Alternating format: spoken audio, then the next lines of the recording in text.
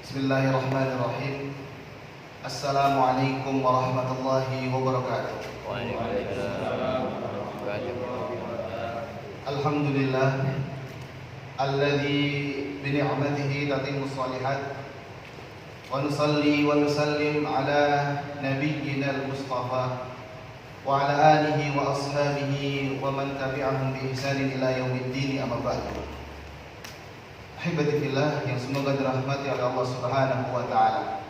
Alhamdulillah, kita memuji Allah Subhanahu wa taala atas limpahan nikmat-nikmatnya yang begitu luar biasa, yang tiada bisa menandingi pemberian nikmat dari Allah Subhanahu wa taala. Kemudian salam dan salawat tetap tercurahkan kepada Nabi kita Muhammad sallallahu alaihi wasallam. Ahibati fillah, para hadirin yang semoga dirahmati oleh Allah Subhanahu wa taala. Alhamdulillah, kemarin sudah kita bahas hadis yang pertama, yaitu hadis berkenaan dengan niat. Bahwasannya seseorang mendapatkan pahala, mendapatkan sesuatu sesuai dengan niatnya. Kalau ketika dia beribadah niatnya untuk Allah, maka dia mendapatkan pahala dan mendapatkan surga. Kalau misalkan dia tatkala meniatkan dalam ibadahnya, dalam hijrahnya misalkan, itu niatnya untuk wanita atau seseorang, maka dia mendapatkan apa yang ia niatkan. Jadi niat ini sangat-sangat penting, sangat-sangat pilar sekali. Karena tatkala seseorang meniatkan untuk Allah, dia mendapatkan apa yang ia inginkan. Yang berikutnya, kemarin sudah kita bahas tentang hijrah juga. Hijrah itu pindah, kalau secara maknanya, maka hijrah yang dimaksud yaitu hijrah pindah tempat. Pindah dari A, tempat yang buruk, ke tempat yang lebih baik. Ketika seseorang meniatkan dalam hijrahnya itu mendapatkan keluarga atau teman-teman yang lebih baik, kemudian lingkungan yang lebih baik, maka bisa jadi itu adalah pintu masuk surganya dia. Itu ringkasan dari hadis yang pertama. Sebenarnya panjang masih hadis yang pertama, namun kita cukupkan. Alhamdulillah, kita selesai di hadis yang pertama, dan insya Allah pada malam hari ini, jika memungkinkan bisa sampai 2 hadis atau 3 hadis, alhamdulillah. Kemudian kita masuk ke hadis yang kedua dari Umdatul Ahkam. Umdatul Ahkam itu artinya umdah, tiangnya hukum. Jadi maksudnya tiang hukum dalam fikih. Dalam fikih, ketika kita mau melakukan sesuatu, berarti ada umdahnya, ada pondasinya, ada tiangnya, yaitu dalil-dalil berkenaan dengan fikih. Baik. Hadis yang kedua diriwayatkan oleh Abu Hurairah. An Nabi Hurairah radhiyallahu anhu qala Rasulullah sallallahu alaihi wasallam, la yaqbalu Allahu salata ahadikum idza ahdatha hatta yatawadda.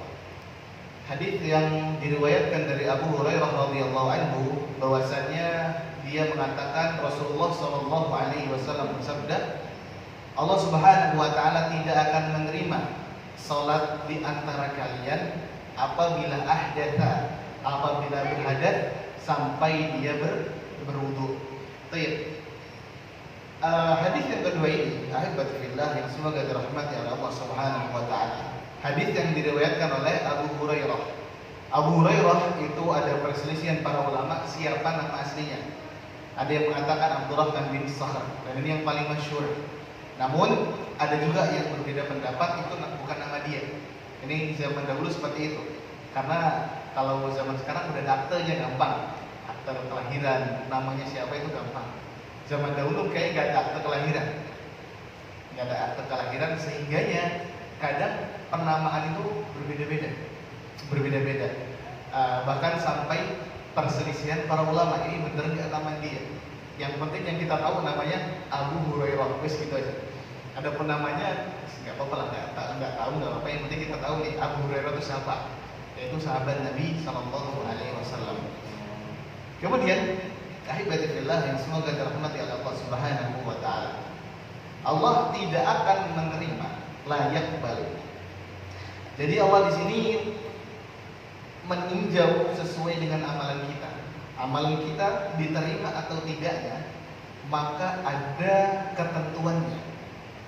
Jadi nggak semua ujuk-ujuk semua ibadah yang kita lakukan tiba-tiba diterima, enggak. Ada juga ibadah yang nggak diterima. Ada misalkan puasa nggak niat, dapat pahala apa nggak Pak? Nggak dapat. Contoh lagi zakat, tapi niatnya biar apa? Biar, ini orangnya kaya, suka zakat, dapat pahala apa enggak? Maka niatnya apa? Ini ria. Kemudian itu, jadi ketika Allah Subhanahu wa taala itu ingin menerima ibadah kita, maka ada ketentuannya. Baik. Di sini layak Allah tidak menerima. Apa maksud dari menerima di sini? Maka dalam Taisir Al-Lam Syarah Umdatul Ahkam disebutkan maksud dari Allah tidak menerima yaitu ada musihhatis shalah, yaitu sholatnya nggak sah. Allah tidak akan menerima, maksudnya di sini sholatnya nggak sah. Jadi ketika kita sholat kemudian nggak berwudu, nggak sah sholatnya. Kalau misalkan gini Pak, kalau misalkan subuh sudah berwudu, sampai zuhur belum batal, sampai asar belum batal, sampai isya belum batal, kemudian dia sholat tanpa wudu lagi, boleh apa enggak? Boleh. Nah ini boleh. Nah ini juga faedah dari hadis ini. Nanti kita akan bahas faedah dari hadis ini. Jadi termasuk dalam faedah hadis ini, yaitu boleh seseorang tatkala dia punya wudu, sholatnya berkesinambungan tanpa berwudu nggak apa-apa. Misalkan ada yang gitu Pak, subuh dia tidak habis wudu nggak batal sampai isya. Ada yang pernah coba Pak? Nggak buang angin, nggak kencing dan nggak lain sebagainya. Itu luar biasa. Mungkin ada. Ketika puasa mungkin. Tapi kalau puasa jam-jam 6, jam 7 itu udah waktunya kencing ya. Dan lain sebagainya. Kesehatan itu nggak mungkin. Kalau dalam kesehatan nggak mungkin. Nah, ya, nggak normal. Itu malah nggak normal. Berarti mungkin zuhur, asar gitu ya, atau maghrib isya yang gampangnya gitu. Maghrib isya ini biasanya kita kan melakukan seperti itu. Maghrib dan isya kita nggak wudu lagi, maka kita dalam keadaan suci, maka kita tidak apa-apa untuk sholat lagi. Kemudian, ahibbatillah yang semoga dirahmati oleh Allah Subhanahu wa taala, hadis yang kedua ini hadis pertama yang membahas tentang bersuci. Kalau niat itu kan secara umum ini ya niat itu nggak hanya di toharo aja, nggak hanya bersuci aja. Nah ini hadis ini yang pertama kita bahas ini, atau hadis yang kedua ini adalah hadis yang berkaitan dengan toharo, dengan bersuci. Kemudian bersuci itu apa? Bersuci atau toharo itu secara bahasa itu artinya bersuci. Toharo bersih-bersih lah. Toharo itu secara bahasa bersih-bersih. Adapun secara syariat yaitu perbuatan yang diperbolehkan untuknya beribadah, seperti sholat. Misalkan toharo dalam sholat itu contohnya wudu. Dengan wudu tersebut dia boleh melakukan sholat. Jadi perbuatan yang membolehkan dia untuk melakukan suatu ibadah itu namanya bersuci. Ya dengan perselisihan para ulama ya, karena gini Pak, takrif atau pengertian itu setiap ulama atau setiap mazhab itu beda-beda. Ini makanya ini yang Anda ambil fi'lu ma tustabahu bihi shalah wa ghairiha wa nahwiha, ini adalah pengertian dari mazhab Syafi'i. Kalau mazhab Hambali bagaimana? Kalau mazhab ini bagaimana? Itu ada perbedaan. Contoh dalam mazhab Hambali itu irtifa'ul hadath wa zawalul khabath. Itu taharah dalam mazhab Hambali. Yaitu mengangkat hadath dan menghilangkan najis. Ini dalam mazhab Hambali. Kalau dalam mazhab Syafi'i, fi'lu ma tustabahu bihi shalah, perbuatan yang membolehkan dia untuk beribadah. Jadi intinya beres-beres lah, bersih-bersih sebelum melakukan suatu amalan. Berikutnya, toharoh itu ada dua Pak. Ada maqasidut toharoh, ada wasaidut toharoh. Jadi toharoh itu ada inti-inti toharoh, ada wasilah-wasilah toharo, perantara toharo. Ini kita akan bahas karena ini berkaitan dengan wudu, maka kita akan singgung berkenaan dengan air. Kita bahas air aja, nggak kita bahas di kulit yang disamak terus nanti boleh nggak dijadikan tempat air, itu kita nggak akan bahas karena itu nanti panjang lagi. Kita akan bahas intinya itu air nanti. Setelah ini kita akan bahas air. Baik. Apa inti-inti dari bersuci? Inti-inti dari bersuci itu ada 4. Yang pertama wudu. Yang kedua itu mandi. Pertama wudu, yang kedua mandi, yang ketiga tayamum. Tayamum itu pakai debu ya. Pakai debu insyaallah sudah pada bisa lah. Sampai sini apa sampai sini, Pak? Sini atau sampai sini? Sampai sini. Ada yang sampai sini juga? Enggak apa-apa. Ada yang sampai sini juga. Nah. Itu tadi yang ketiga. Yang keempat izalatun najasah, yaitu menghilangkan najis. Ini adalah maqasidut thahar, inti-inti bersuci. Jadi kalau mau membersihkan sesuatu, ini dengan 4 hal ini. Bisa dengan wudu, bisa dengan mandi, bisa dengan tayamum, dan yang terakhir membersihkan najis. Baik. Hibatillah yang semoga dirahmati oleh Allah Subhanahu wa taala. Kalau misalkan kita buang angin ya. Buang angin itu kita harus wudu atau mandi atau tayamum atau membersihkan habis itu belakangnya. Jadi gini, apa hukum ketika kita mengeluarkan angin itu cebok? Hukumnya apa? Hukumnya boleh apa enggak? Mubah, gitu ya.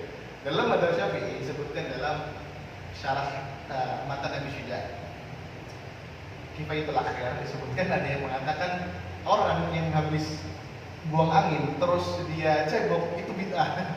Ada yang sampai situ. Ada yang mengatakan boleh, ada yang mengatakan makruh, ada yang mengatakan haram. Ya bid'ah gitu, haram nggak boleh. Aneh-aneh gitu kan. Rasulullah nggak pernah ngajarin. Tiba-tiba kalau misalkan buang angin ini cebok, ini sangat-sangat mensulitkan, sangat-sangat mensulitkan. Makanya dalam madzhab Syafi'i ini, karena kita akan bahas madzhab Syafi'i lah. Dalam madzhab Syafi'i seperti itu. Jadi kalau kita habis buang angin, kemudian cebok, nah itu minimalnya dibolehkan lah, tapi jangan sampai beranggapan itu wajib, jangan. Yang berikutnya kita akan bahas perantara-perantara toharo. Ini perantara-perantara toharo ini penting karena ini yang akan menjadikan memfokuskan kita atau nanti yang berfaedah apakah baju yang kita pakai itu boleh dipakai atau enggak untuk sholat. Yang pertama wasilah-wasilah atau perantara bersuci, yaitu pertama air. Ini sudah jelas.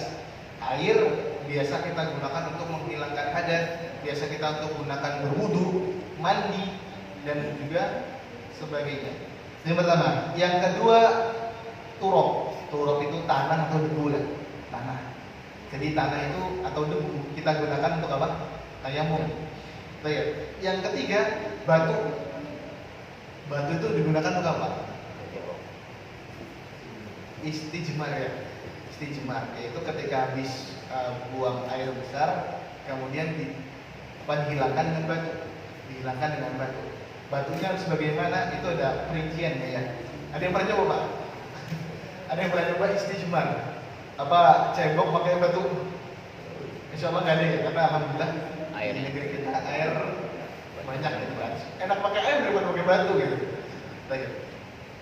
Jadi ini batu. Jadi batunya itu oli. Batunya itu harus yang bisa. Jadi benda yang dia bisa mewakili batu, yang penting dia bisa menghilangkan. Contoh tisu. Tisu bisa. Kemudian kalau misalkan plastik nggak bisa. Dengan kalau misalkan cebok atau istijmar ya, cebok aja. Pakai plastik nggak boleh. Karena dia nggak kolit, karena dia nggak mengangkat di situ, malah nanti aur-auran gitu, aur-auran. Makanya yang dia itu bisa mengangkat seperti tisu. Dan yang terakhir, yang keempat wasilah dari bersuci yaitu menyamak. kulit, sama kulit. Nah, ini 4 hal ini wasilah dari mensucikan sesuatu. Ini 4 ini. Ini dalam mazhab Syafi'i, Pak. Jadi, contoh gini. Ada celana kena najis. Ada celana kena najis. Kemudian dijemurlah celana tersebut, kemudian kering. Boleh nggak kita pakai untuk sholat?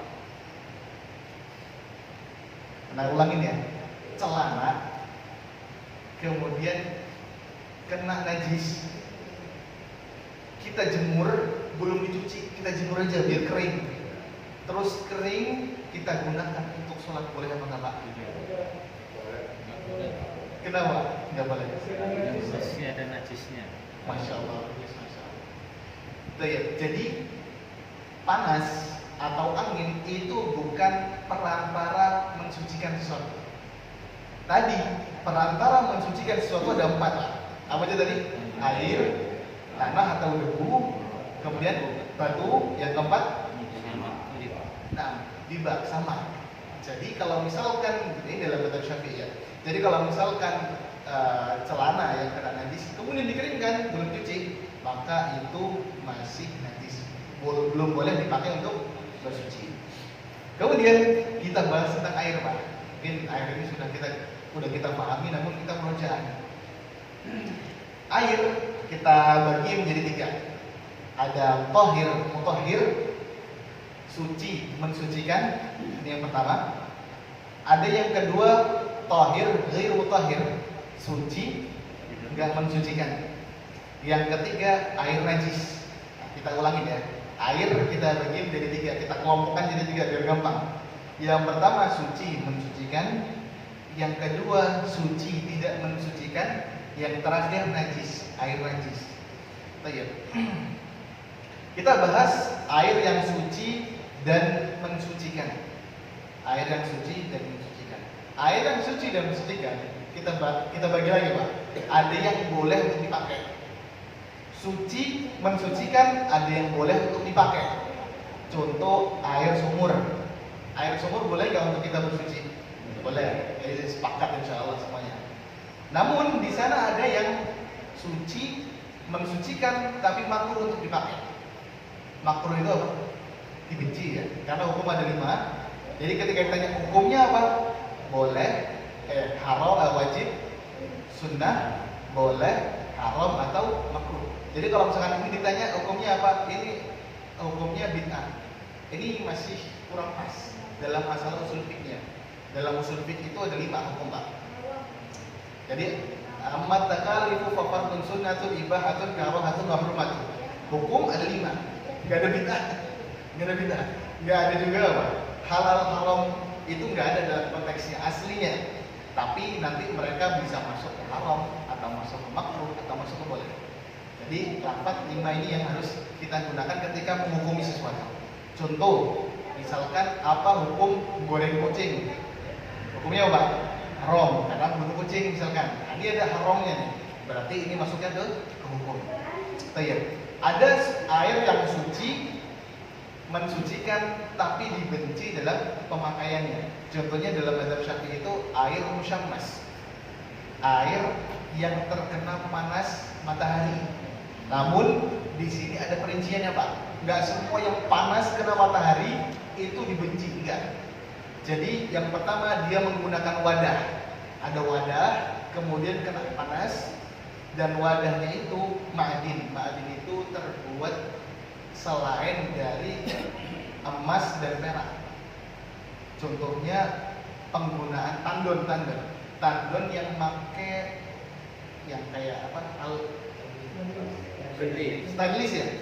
Nah, nih pertama memakai wadah, airnya diwadahi atau dengan tandon misalkan tandon yang dia pakai stainless ini, pakai stainless.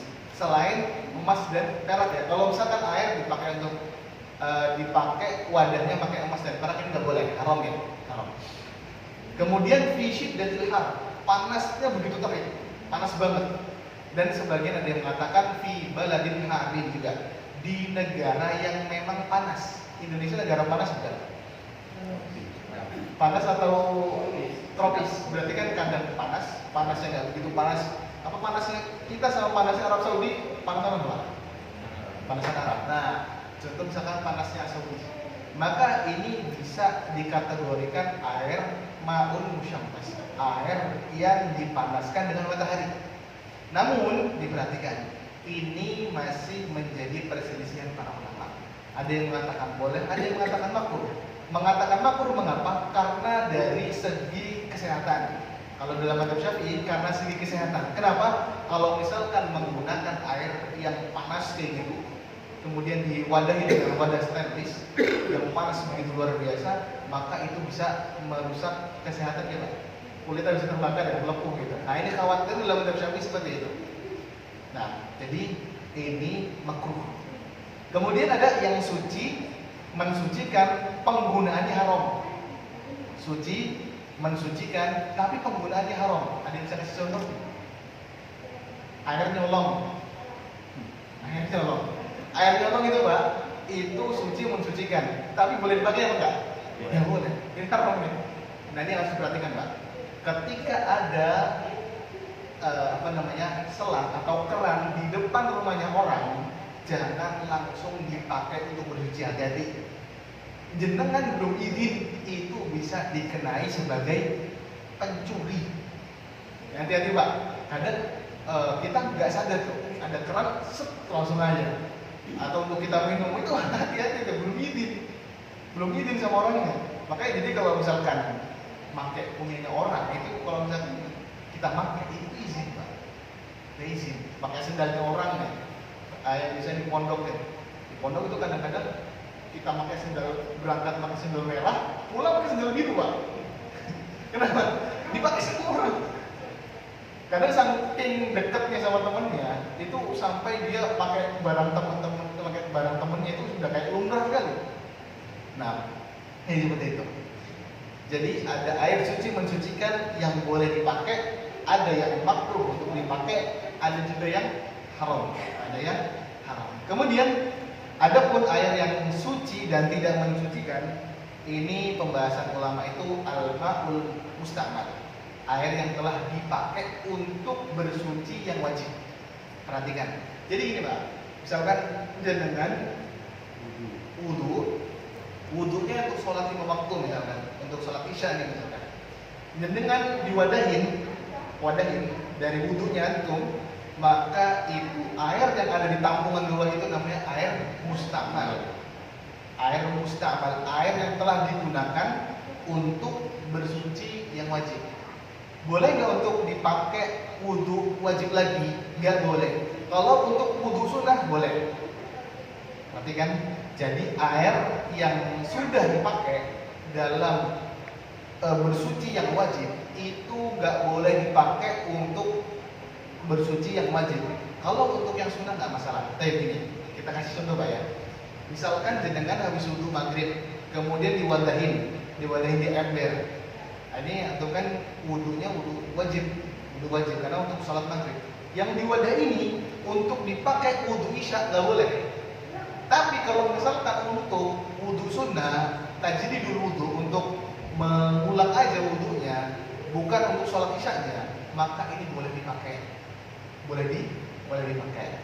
Contoh lagi misalkan mandi wajib dipakai, kan wajib nih ya, mandi wajib dipakai terus ditaruh di wadah, maka nggak boleh untuk mandi wajib lagi. Tapi kalau untuk mandi biasa itu boleh. Mandi biasa itu boleh. Itu ya. Kemudian air mustakmal ini dia kurang dari 2 kullah. Biasanya para ulama itu menyebutkan kurang dari 216 sampai 218 liter. Jadi itu 2 kullah. 2 kullah berapa tadi Pak? 217-an liter. Kalau tandon kita di sini tandonnya berapa liter Pak? Sampai 1000. 500 atau 1000. Yang biasa kita pakai kan segitu ya. Berarti itu sudah lebih dari 2 kullah belum? Sudah ya, itu sudah lebih dari 2 kullah. Kalau dipakai wadahnya terus wadah tadi, misalkan kita harus wudu wajib, kemudian wudunya kita tampung, terus ditaruh di tandon yang atas, kan itu masih banyak tuh 100.000 liter misalkan, maka boleh dipakai lagi apa enggak airnya itu? Boleh, karena itu lebih dari 2 kullah. Ya. Kemudian suci dan tidak mensucikan. Contoh lagi itu air yang terkena atau tercampur dengan benda suci. Contohnya air yang untuk kita kita pakai untuk wudhu, kemudian kecemplungan teh, kemudian warnanya jadi coklat. Boleh nggak untuk wudhu wajib, Pak? Nggak boleh. Wudhu wajib nggak boleh. Jadi dengan wudhu pakai air teh itu nggak boleh. Wudhu pakai kopi boleh nggak? Nggak boleh. Wudhu pakai Coca-Cola boleh, Pak? Nggak boleh. Nggak boleh. Oh, ya. Itu air suci, ini secara ringkas ya. Suci mensucikan ada 3 tadi, boleh, nggak boleh, boleh, kemudian dimakruhkan sama haram. Dan yang terakhir yaitu air najis. Yang terakhir itu air najis. Patokannya apa? Patokannya tadi itu 2 kullah. Patokannya 2 kullah. Jadi pembahasan air najis itu ditinjau dari air yang sedikit sama air yang banyak. Air yang sedikit kurang dari 2 kullah, berarti kurang dari 200 liter. Kalau kurang dari 200 liter, misalkan 100 liter ke bawah atau 200 ke bawah, maka ini tergolong air yang sedikit. Apabila kecemplungan najis, walaupun nggak berubah dalam satu pendapat, itu tidak boleh digunakan untuk bersuci. Contoh gini, Pak. Contoh gini. Ada bak terus kan biasanya laki-laki itu kencingnya berdiri, kencing ke dalam kamar mandi, kemudian nyiprat ke ember tadi, nggak berubah warnanya, rasanya, baunya, karena patokannya 3 itu, bau, rasa, sama warna. Nah, kecipratan tuh, Pak, kecipratan di ember tersebut, maka boleh dipakai apa enggak? Enggak, karena sudah sudah bertemu air dengan najis tersebut, sudah bertemu. Walaupun tidak berubah dalam satu pendapat, tidak boleh digunakan. Ini kalau air sedikit. Kalau air banyak, misalkan sungai, kemudian jenengan kencing di sebelah sungai, kecipratan sungainya, kena najis, cuma berapa percik. Boleh dipakai apa enggak? Boleh. Kenapa? Lebih dari 2 kullah, insyaallah. Lebih dari 2 kullah. Berapa liter? 200 ke atas. Baik. Yang berikutnya, para hadirin yang semoga dirahmati oleh Allah Subhanahu wa taala. Dari sini bisa kita ambil kesimpulan bahwasannya di sana ada syarat-syarat sholat. Bedakan syarat dengan rukun. Siapa yang bisa bedakan, Pak? Bedanya syarat sama rukun. Kalau syarat sebelum ibadah, kalau rukun dalam ibadah. Baik. Syarat-syarat sholat berarti sebelum atau dalam sholat? Sebelum sholat. Baik. Syarat-syarat sholat yang pertama Islam. Syarat-syarat sholat yang pertama Islam. Yang kedua berakal dan tamyiz. Al-akal wa tamyiz. Akal dan tamyiz. Ya sudah bisa bedakan mana yang bagus, mana yang buruk. Secara simpelnya seperti itu. Yang ketiga yaitu bersuci dari hadas besar dan hadas kecil. Nah, berarti di sini masuk dalamnya berwudu. Ini syarat yang ketiga. Syarat yang keempat yaitu membersihkan dari najis. Thaharatul khubuts, yaitu bersuci dari khabath, yaitu najis. Yang kelima, mengetahui masuknya waktu sholat. Mengetahui masuknya waktu sholat. Kalau misalkan kita sholat subuh tapi jam 2 malam, boleh apa enggak, Pak? Enggak boleh. Yang keenam, satrul aurat, menutup aurat. Menutup aurat. Nah, enggak usah dibahas ya, insyaallah aurat ini sudah tahu insyaallah. Yang ketujuh, menghadap kiblat. Menghadap kiblat. Bagaimana hukumnya, Pak? Jika orang sholat, sudah selesai sholat, ternyata kiblatnya salah. Kadang banyak nih video-video misalkan, sholatnya ke sana, ternyata kiblatnya ke arah sana. Kiblatnya ke arah sana. Terus hukumnya apa? udah selesai sholat ya, udah selesai sholat, dia udah pikir, udah astagfirullah, udah selesai, kemudian udah selesai, kemudian dia ngeliat ke kanan, loh, kiblatnya ke sana, dia ke depan, maka harus ulangin apa enggak? Ulang. Kenapa ulangin Pak? Salah kiblat. Harus kiblat ya? Baik. Maka Allah alam, ini insya Allah nggak masalah karena nggak tahu ya, Iya. karena nggak tahu. Kondisinya, kalau yang betul nggak tahu, Iya, kalau nggak tahu, yang jadi seperti itu. yakin dia udah malah tahu. Ya seperti itu. Ya kalau karena nggak tahu banget, kalau sengaja ya pasti kayak gitu. Nah, ada di zaman Rasulullah, tatkala perpindahan arah kiblat. Nah, ini kan gerak tuh. Karena kita dalam sholat itu dalam madhab Syafi'i nggak boleh gerak lebih dari 3 kali. Maksudnya bagaimana Pak? Maksudnya gimana? 3 kali itu gimana? Jadi gini, penjelasannya 3 kali itu berulang-ulang, bukan misalkan 1, 2, 3. Ini nggak dihitung 3 kali Pak. Ini satu-satu. Jadi kalau misalkan kita ngitung 3 kali berurutan, nah yang kita kadang kan kita yang buat bingung tuh ya, bergerak 3 kali nggak boleh. Nah, ini kalau misalkan kita garuk-garuk 3 kali nggak boleh. Atau apa biasanya garuk sini 1, garuk sini 1, garuk sini 1, nggak boleh. Ini darurat banget kalau nggak misalkan nggak digaruk, ini nggak khusyuk sholat. Nah, jadi kalau misalkan memang 3 kali berturut-turut, itu di dalam madhab Syafi'i itu yang nggak dibolehkan. Makanya kalau misalkan dalam madhab Syafi'i itu ada orang maju, ada orang misalkan nih sutrohnya itu orangnya itu berapa pergi. Nah, dia mau ke sutroh yang berikutnya itu nggak diperlukan. Karena dalam madhab Syafi'i 3 kali melangkah itu nggak boleh. Tuh ya, jadi misalkan dia 1 berhenti, maka itu nggak apa-apa. Kalau 1, 2, 3 kayak gitu, nah itu yang nggak diperbolehkan. Jadi berurutan Pak ya, 3 kali berurutan. Baik. Yang berikutnya termasuk dari syarat-syarat salat yaitu menjauhi hal-hal yang membatalkan salat. Nah, seperti apa contohnya? Hal-hal yang membatalkan salat, misalkan dalam keadaan menahan kentut dan menahan kencing misalkan. Nah, ini kalau misalkan dalam pembahasan kita itu dalam syariat kita sholat itu tidak boleh dalam keadaan seperti itu Pak. Dalam keadaan menahan-nahan banget itu jangan. Ada kita dipaksakan banget, sampai sholatnya cuma nilainya enggak, pokoknya 100% selesai.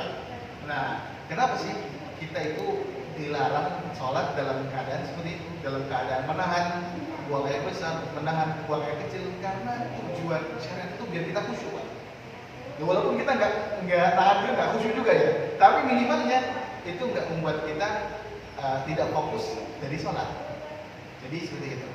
Kemudian yang berikutnya, alhamdulillah, semoga dirahmati Allah Subhanahu wa Ta'ala. Kita masuk ke faedah hadis ini.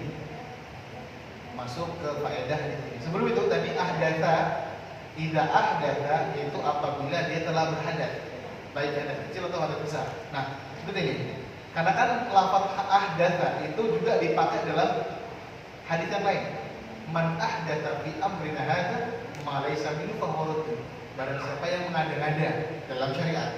Bedakan Pak ya, ahdatsa yang ini dengan ahdatsa yang hadis yang lain. Karena pelafatan ahdatsa ini ada juga dipakai di hadis yang lain. Jangan disamakan. Masa seperti ini. La yaqbalullahu sholata ahadikum. Allah tidak menerima salat di antara kalian idza ahdatsa, apabila berbuat bid'ah sampai dia bersuci. Kan enggak maksud, enggak jelas. Makanya ahdatsa di sini itu berhadas. Jangan disalahin ya Pak ya. Ahdatsa karena ahdatsa itu dipakai juga dalam hal yang baru dalam agama, dan juga ahdatsa itu dipakai untuk hadas. Yang berikutnya faedah dari hadis yang kedua. Oke, silakan Pak. Yang pertama kaitannya dengan kain. Kain kalau pakai najis itu kan kalau pakai bisa warna kecil, nah air pada kain kita tidak pasti ya, walaupun itu dijemur, pasti harus dulu. Tapi kalau misalnya ada baju atau pakaian kita terkena najis, tapi anak itu dalam kondisi masih menyusui, dia masih bayi. Nah, itu kalau itu dikeringkan atau tidak dicuci, satu. Yang kedua, kaitannya kita mungkin dalam perjalanan, kita mungkin naik kendaraan, posisi misalnya naik bis atau kita di kapal laut, kita sudah masuk waktu subuh atau mungkin waktu sholat, kemudian kita menunggu kerja, semua ada. Tapi posisi tidak. Kayak kalau yang sering kan kalau kita di kendaraan di mobil, nah, posisi kita naik bis, kita sudah waktu sholat, kemudian kita lakukan sholat, tapi posisi dari menghadap kiblat, kita wala-wala, itu posisi itu nggak mungkin kita bisa berubah bagaimana. Nah itu kondisi seperti itu, kalau menurut kita bagaimana itu? Kalau kondisi seperti itu. Baik, insya Allah. Jadi dari dengan ada dua pertanyaan ya Pak ya. Yang pertama, apabila baju kita terkena, yang nama tadi tangkap, baju kita terkena najis dari anak kecil yang baru menyusui. Ya. Para ulama menyebutkan anak kecil yang dia itu bagaimana kriterianya sehingga dia masih dalam kategori anak kecil yang boleh cuma diperciki najisnya. Jadi anak tersebut itu dia belum makan kecuali susu dari ibunya. Kalau misalkan udah makan pecel lele, ini udah bukan lagi anak kecil. Nah, berarti anak tersebut itu makanannya, konsumsinya itu masih air susu ibunya. Maka apabila seperti ini, kita najis anak laki-laki tersebut, ketika kita kena baju kita, maka cukup dipersiki atau kita alirkan, itu udah cukup, nggak perlu dicuci, nggak perlu diapain, hanya dialirkan saja, atau diperciki. Itu yang pertama. Jadi kalau misalkan kencingnya anak kecil tersebut itu mengenai tubuh kita, mengenai baju kita atau celana kita, kemudian dikeringkan, itu belum cukup juga Pak. Karena tadi sudah kita sebutkan wasail taharah, wasilah bersuci itu ada 4 tadi, air, kemudian tanah atau debu, yang ketiga batu, dan yang keempat samar. Nah, jadi seperti itu Pak. Jadi tetap harus dengan air. Wallahu a'lam. Nah yang kedua, pertanyaan kedua tadi, emang ini yang sering kita dapati ketika kita sholat, ketika kita lagi safar di bis atau di pesawat yang nggak ada musolanya, namun waktunya kalau misalkan kita nunggu sampai pemberhentian, maka nggak bisa kita sholat lagi. Contoh subuh, misalkan subuh ya, karena kalau zuhur asar maghrib bisa dijamak ya.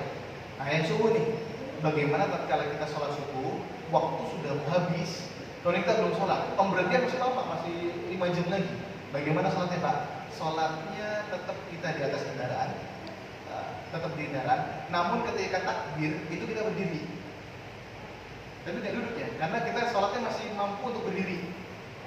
Al-qudrah al-qiyam, kita masih mampu untuk berdiri. Jadi kita berdiri dulu, dari tempat duduk berdiri, kita berdiri, Allahu Akbar. Kalau misalkan rukuk nggak bisa, maka duduk nggak apa-apa. Tapi yang pertama intinya pas awal sholat itu apa? Berdiri. Nah, bagaimana Ustaz? Kiblatnya? Ya sudah, kita nggak mampu lagi untuk karena kan fattaqullah mastata'tum, bertakwalah kepada Allah dimanapun Anda berada. Maka di situ kita mampunya seperti itu, maka insya Allah sudah dihitung sholat. Jadi intinya awal pertama apa? Berdiri dulu. Berdiri, kita nggak apa-apa maju depan, kemudian kita Allah Akbar, rukuk kita duduk. Kemudian setelah Allah Akbar, sujudnya kita seperti itu. Nah, kalau bangkit lagi kedua, tetap berdiri lagi. Karena kita masih mampu untuk berdiri. Jadi itu Pak. Wallahu ta'ala bishawab. Jazakumullah khairan. Kalau kita masalah bersuci berwudu, kalau di kamar mandi ya, tapi kita bukan di kerannya, di bak atau ember penampungannya, itu seperti apa? Perbolehkan atau Nyelup ya? Ya. Oke. Ini pembahasannya dari yang keempat ya. Gimana? Ayo. Oh, menjadi al-mustaqbal apa enggak? Ya. Jadi kan kita ngidup, terus yang kita teteskan lagi itu masuk mustaqbal atau enggak? Gitu ya? Ya. Nah, jadi ini kita akan bahas dari yang keempat, Pak. Ada hadis yang keempat, mau sekarang atau mau besok aja? Insya Allah hadis yang keempat, Pak ya. Karena hadis yang keempat ini berkenaan dengan air yang kita nyelup nanti. Seperti itu. Gak apa-apa ya, kita tunda ya. Diingetin Pak ya. Jadi penting juga nih, karena kita ragu-ragu. Soalnya kita bahas di hadis yang keempat, kita besok hadis ketiga dan lanjut hadis keempat. Insya Allah. Baik, cukup ya. Salah sudah ada. Barakallahu fikum. Kita akhiri dengan doa majelis. Subhanakallahumma wa bihamdika asyhadu an la ilaha illa anta astaghfiruka wa atubu ilaik. Wassalamualaikum warahmatullahi wabarakatuh.